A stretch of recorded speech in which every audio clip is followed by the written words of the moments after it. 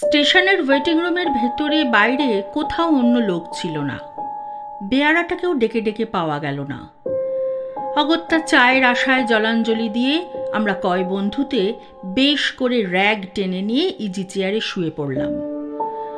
মাঘের শেষ যদিও, শীত কিন্তু বাংলাদেশের পৌষ মাসের চেয়েও বেশি। রমেন বললে, ওহে, তোমরা যা বোঝো করো, আমি কিন্তু চা নইলে রাত কাটাতে পারবো না। বসো তোমরা, একটা ব্যবস্থা দেখি। দোর খোলার সঙ্গে সঙ্গে এক ঝলক তীক্ষ্ণ শীতল পশ্চিমে বাতাস তীরের মতো ঘরে ঢুকতেই আমরা হাঁ করে উঠলাম। রমেন ততক্ষণে চলে গিয়েছে। খোলা দোরটা বন্ধ করে দিতে গিয়ে চেয়ে দেখি বাইরে বেজায় কুয়াশা। পৃথ্বীশ আমাদের দলের দার্শনিক। এতক্ষণ সে র্যাগ দিয়ে আপাদ মস্তক আবৃত করে শুয়েছিল। হঠাৎ মুখ খুলে গম্ভীরভাবে বললে, দেখো, আমার কিন্তু একটা আনক্যানি সেন্সেশন হচ্ছে। কেন বলো তো? আমি বললাম, কিভাবে আনক্যানি? ভূত টুত? সে র্যাগ খুলে ফেলে ইজি চেয়ারে উঠে বসল। চারিধারে চেয়ে দেখে বললে, তা ঠিক জানি নে, কিন্তু কেমন যেন। আমরা সকলেই ততক্ষণে পুনরায় খাড়া হয়ে উঠে বসেছি। সলিল বললে, বিচিত্র নয়, আমি একটা ব্যাপার জানি। এরকম একটা স্টেশনের ওয়েটিং রুমে রাত 10টার পরে লোকে থাকতে পারত না। শুধু তাই নয়, একবার অনেক রাত্রে ট্রেনে এক ভদ্রলোক নেমে রাত্রের মতো স্টেশনের ওয়েটিং রুমেই ছিলেন। সকালেও তিনি ওঠেন না দেখে সকলে তুলতে গিয়ে দেখল তিনি অচৈতন্য অবস্থায় মুখ উপুড় করে পড়ে আছেন। তারপর অনেক যত্নে তাঁর জ্ঞান হয়। তিনি সকলের কাছে বলেন, শেষ রাত্রির দিকে এক সাহেব এসে তাঁকে ওঠায়। পরে হঠাৎ সে পকেট থেকে একটা খুর বার করে নিজের গলায় বসিয়ে এমন জোরে টানতে থাকে যে কাঁচা চামড়া কাটার অস্বস্তিকর খ্যাঁচ খ্যাঁচ আওয়াজে তার সারা শরীর শিউরে ওঠে। তিনি চিৎকার করে লোক ডাকতে যেতেই দেখেন কেউ কোথাও নেই, সাহেবের চিহ্নও নেই ঘরে। তারপর কি হলো তিনি আর জানেন না। সেই স্টেশনে ওয়েটিং রুমের বাথরুমটার মধ্যে এক ছোকরা সাহেব ইঞ্জিনিয়ার কি জন্য একবার ঠিক ওইভাবে গলায় খুর বসিয়ে আত্মহত্যা করেছিল। তারপর থেকেই এই ব্যাপার। আমরা সকলে আমাদের বাথরুমটার দিকে চেয়ে দেখলাম। লুপ লাইনের নির্জন পাহাড়ে, জঙ্গলের ধারে, লাইনের ওপারে কেবল স্টেশন মাস্টারের কোয়ার্টারটা এবং লেভেল ক্রসিং এর ফটকে দারোয়ানের গুমটি। ওয়েটিং রুমের বাইরে স্টেশনের হাতার পরেই একটা ছোট্ট পান সিগারেটের ও চায়ের দোকান। দিনমানে এমনকি সন্ধ্যার একটু পর পর্যন্তও দেখেছিলাম। তারপর থেকেই আর দোকানের পাত্তা নেই, দোকান বন্ধ করে চলে গিয়েছে। গল্প ভালো করে জমতে না জমতে হঠাৎ দোরটা খুলে গেল। একটা কুলির হাতে কাঁসার থালার ওপর গোটা আষ্টেক পেয়ালা ভর্তি চা নিয়ে ঢুকলো হাসি মুখে রমেন। ঢুকেই বললে, দেখেছ, where there is a will there is a way. বলেছিলাম না চায়ের ব্যবস্থা করবই। স্টেশন মাস্টারের সঙ্গে আলাপ হয়ে গেল। তার বাড়িও আমাদের জেলায়। তিনি বললেন, বিলক্ষণ, আপনারা ভদ্রলোকের ছেলে, বাঙালি, চা খাবেন এ তো সৌভাগ্য। ছাড়লেন না কিছুতেই, নিজের বাসা থেকে তৈরি করে পাঠিয়ে দিলেন। রমেনের কথা শেষ হতে না হতে দৌড় ঠেলে এক ভদ্রলোক ঢুকলেন। রমেন প্রায় খেলার পুতুলের মতো লাফিয়ে উঠে বললে, এই যে মিত্তির মশাই, আসুন আসুন। পরে আমাদের দিকে চেয়ে বললে, ইনি এখানকার স্টেশন মাস্টার হরিপদবাবু, আসুন বসুন। ততক্ষণে হরিদাসবাবু টেবিলের সামনের হাতল শূন্য বেতের কেদারাটাতে আমাদের সকলের উদ্দেশ্যে অভিবাদনের জন্যে হাত উঁচু করে গরুড়ের মতো বসে আছেন। মিত্তির মশাইয়ের বয়স 45-এর কম নয়। দোহারা গড়ন, কানের পাশের চুলগুলোতে বেশ পাক ধরেছে, গোঁফদাড়ি কামানো, পশ্চিমের আটা জলে বেশ স্বাস্থ্যবান শরীর। আমি জিজ্ঞাসা করলাম, আপনি এখানে কতদিন আছেন মিত্তির মশাই? আগে এই আসছে ফেব্রুয়ারিতে 1.5 বছর হবে। বড় কষ্ট মশাই, মাছ তো একেবারে মেলে না, বাঙালির মুখ মোটে দেখতে পাওয়া যায় না।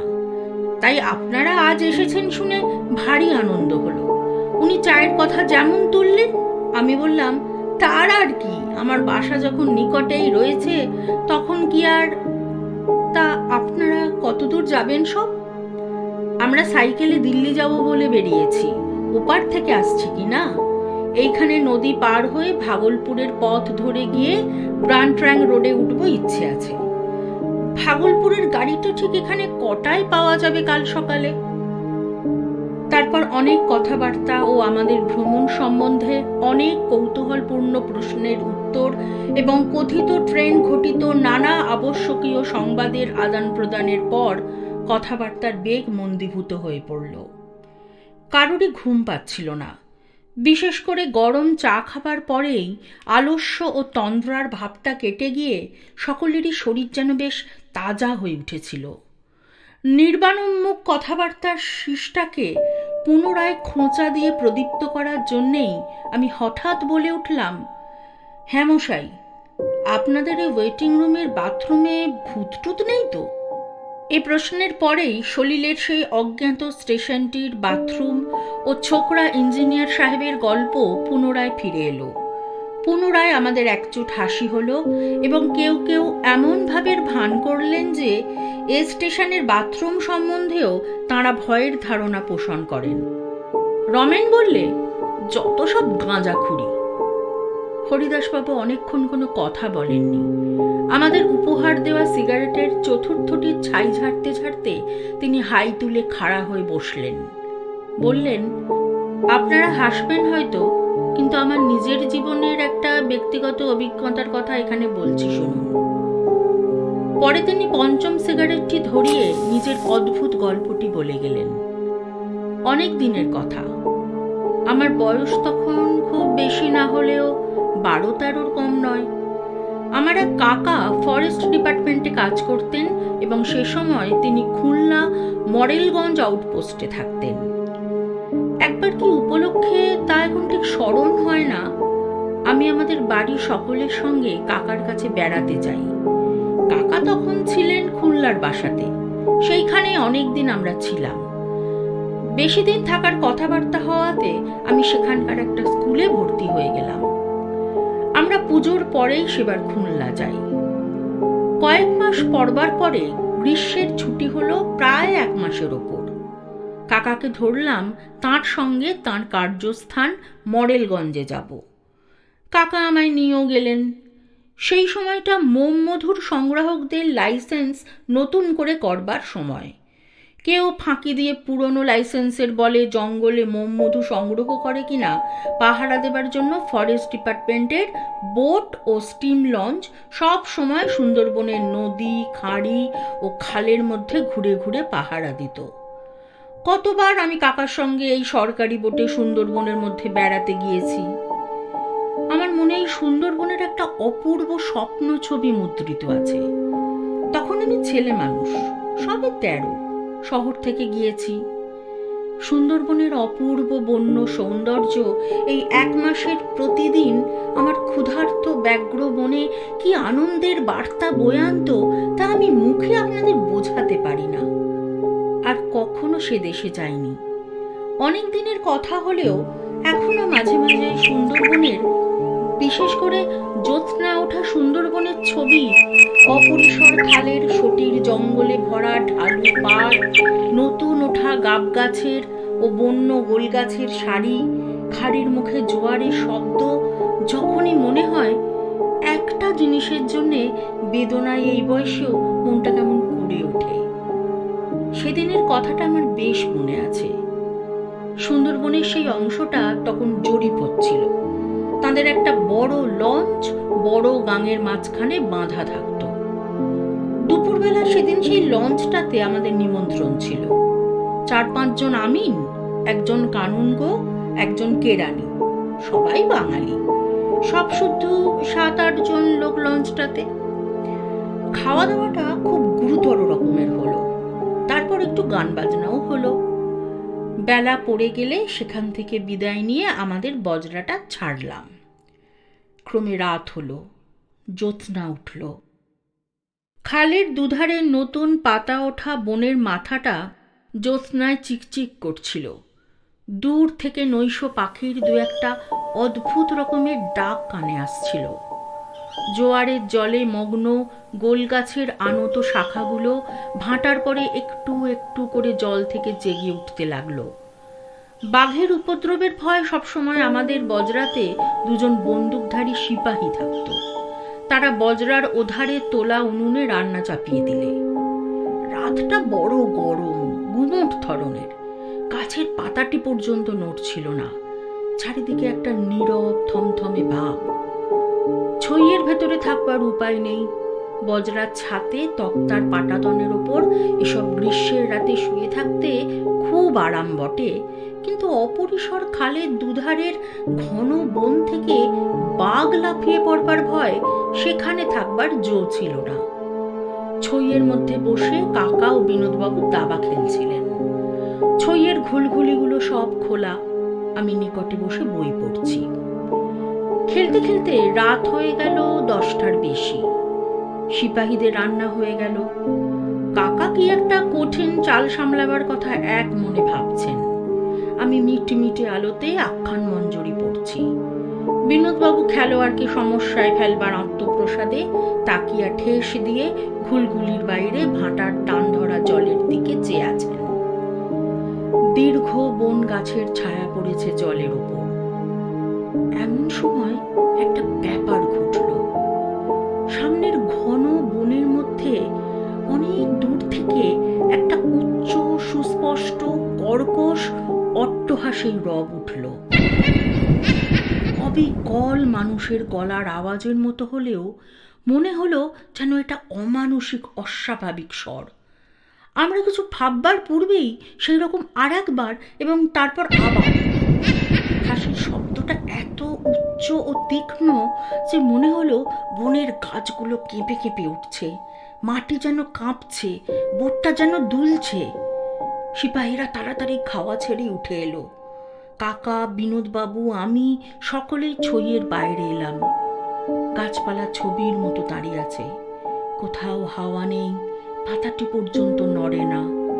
সুমুখে জ্যোৎস্না রাতের চাঁদ বন গাছের আড়ালে ঢলে পড়ছে। বিনোদবাবু বললেন, কি মশাই রামবাবু, ব্যাপারটা কি? মাঝিরা ভারী ভয় পেয়ে গিয়েছে। তারা বজরার মাস্তুলের তলায় গোল হয়ে দাঁড়িয়ে এক দৃষ্টে বনের দিকে চেয়ে আছে। আমরা সকলে ছইয়ের মধ্যে ঢুকতে যাচ্ছি, এমন সময় আবার সেই হাসির শব্দটা উঠল। শব্দটা এত ক্রূর ও মর্মস্পর্শী যে আমাদের সকলের গায়ে কাঁটা দিয়ে উঠল। মাঝিরা দুই কানে হাত দিয়ে বলে উঠল, আল্লাহ আল্লাহ। কাকা ও বিনোদবাবু ছইয়ের মধ্যে পরস্পরের মুখ চাওয়াচাই করলেন। কাকা বললেন, কি মশাই, হায়না নাকি? কিন্তু তার মুখ দেখেও গলার সুরে মনে হলো তিনি কথাটা নিজেই বিশ্বাস করেন না। তারপর পরামর্শ হলো নৌকাটা সেখান থেকে সরানো যায় কিনা। কিন্তু ভাঁটার টান এত বেশি যে বড় গাঙের টান ঠেলে এত রাত্রে কোনো মতেই অত ভারী বজরাটা উজানে নেওয়া চলে না। অগত্যা সেইখানেই রাত কাটাতে হলো। সবাই জেগে রইল, কারোর চোখে ঘুম এলো না সে রাত্রে। শেষ রাত্রে আর একবার শব্দটা শুনলাম। স্তব্ধ। চাঁদ ডুবে গিয়ে নদী, আকাশ, বন সব অন্ধকারে একাকার। আমার চোখ ঘুমে ঠুলে এসেছে। এমন সময় অন্ধকার ভরা গভীর বনভূমির দিক থেকে আর একবার সেই বিকট হাসির রোল উঠল। শেষ রাত্রে চাঁদ ডোবা অন্ধকারে সেটা এত অমানুষিক, এত পৈশাচিক ঠেকলো যে তখন আমার বালক বয়স হলেও হাসিটার প্রকৃত রূপ বুঝে বুকের রক্ত যেন হিম হয়ে গেল। সকালে জোয়ারের মুখে বজরা ছেড়ে আমরা দুপুরের সময় স্টিম লঞ্চে ফিরে এলাম। সেখানে সব কথা শুনে প্রধান সারেং খালাসিদের মধ্যে কেউ কেউ বললে ওই শব্দটা এর আগেও তারা শুনেছে, তবে স্থানটা বড় গভীর বনের মধ্যে বলে সেদিকটায় লোক চলাচল খুব কম। শোনা গেল ওই বনের মধ্যে নাকি অনেক দূর গেলে প্রাচীনকালের ঘরবাড়ির চিহ্ন পাওয়া যায়। জঙ্গলের মধ্যে শ্রেণীবদ্ধ বৃদ্ধ বকুল গাছের সারি দেখে মনে হয় কোনো সময় সেসব স্থানে লোকের বাস ছিল। সে যাই থাকুক, আজও এতদিন পরে যখন এই কথাটা মনে পড়ে তখনই এই কথাটাই মনে হয়, গভীর রাত্রির অন্ধকারে জনহীন জনপদের ধ্বংসস্তূপের চারিপাশে ঘূর্ণায়মান কোনো অভিশপ্ত অশরীরী আত্মার পৈশাচিক উল্লাস ভরা অট্টহাসি সেদিন কানে গিয়েছিল।